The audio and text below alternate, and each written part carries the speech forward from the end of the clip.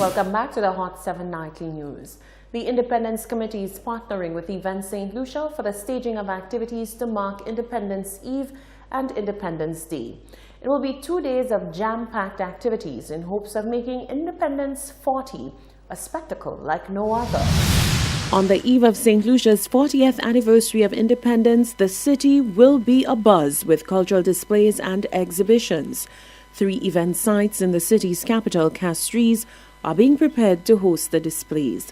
One at Constitution Park, one at the SAB, and the other on Jeremy Street near the Castries Market. Independence PRO Tony Nicholas explains the 3 stages of events that will take place on the eve of independence, the 21st of February. The first stage is at 6 p.m. at Constitution Park, where you will be having a cultural extravaganza. 6 p.m. Constitution Park. That is the first stage on the 21st. Then at 9 p.m. we move across to the SAB, the VG playing field, where you have the best of St. Lucia, the story of St. Lucia, and it's a stage production involving dancers, drummers, actors, the works. So that's at 9 p.m. at the SAB, and that event is absolutely free. Then at 10 p.m., the third stage on Jeremy Street, the best of St. Lucia. It's a concert involving our Calypsonians and soca artists. Then at midnight, the attention shifts to the Castries waterfront for the raising of the national flag just shortly before midnight, and then you have a grand firework display at the Castries waterfront.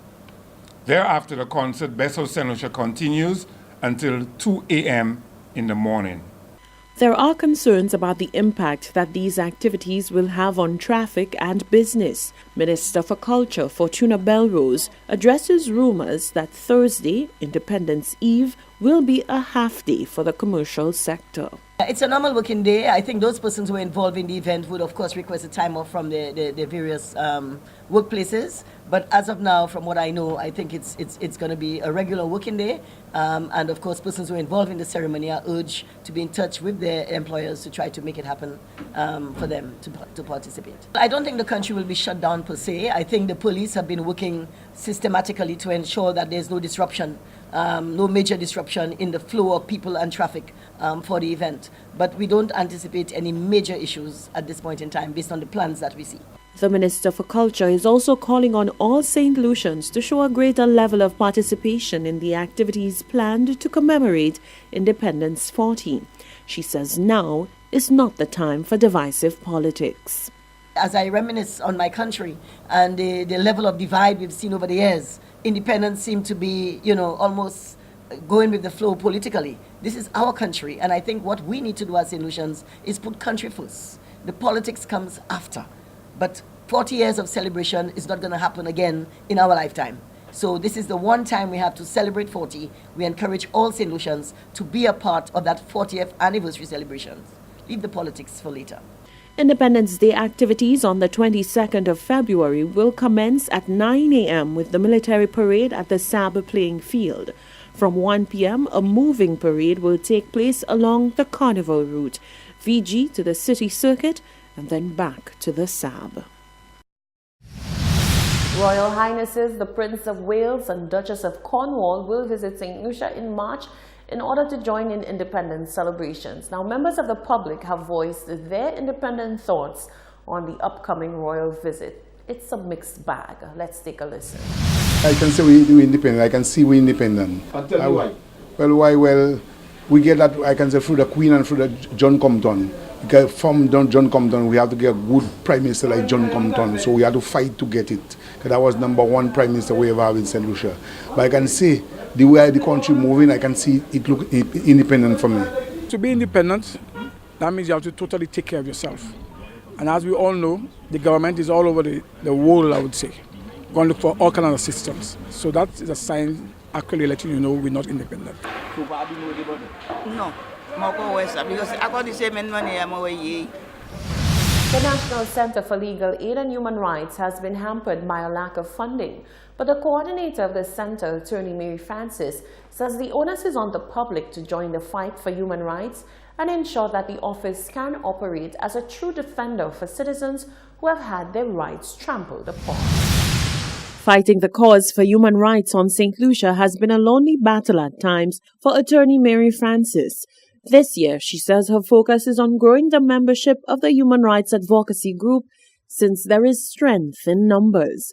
Francis plans to host a number of lectures and meetings on the topic of human rights to get people more sensitized on the issue and to recognize its importance. It has never been all that easy for me to develop the organization and the capacity to do real work in terms of the human rights agenda. And this year I am hoping to probably devote more time in terms of developing the capacity to increase the membership, because unless we have a solid membership in place, the work that needs to be done cannot be undertaken. You have to have committees for research. You have to have a strong membership in order to undertake more serious work. Francis says given St. Lucia's milestone independence anniversary, the public needs to understand that the very Constitution speaks to the importance of human rights. She says this year is about seeking the funding for the work of human rights and legal aid for those whose rights are violated. Because we are celebrating 40 years of independence, I think I need to have something which speaks to our Constitution. 40 years, this is the document which has entrenched human rights for us in St. Lucia. Civil and political rights are entrenched. So it is it is wrong for people to think that human rights is something that is should not apply, or we should not advocate for human rights, when it is part of our law, the highest law of the land. The Constitution is the supreme law of the land, and it is incorporated there. Currently, the National Center for Legal Aid and Human Rights operates out of Francis's private office. She says all civil society groups and NGOs on St. Lucia are not able to function at a high level due to a lack of funding. She's hoping that the situation will improve throughout 2019. The development of a climate risk vulnerability assessment, or CRVA mapping tool for urban and rural water service providers, which will inform planning for water security and availability, is a top priority for the region. Recent workshops held in St. Lucia and Jamaica further explored the potential contribution of rainwater harvesting as a climate change adaptation strategy to improve the resilience of water supplies.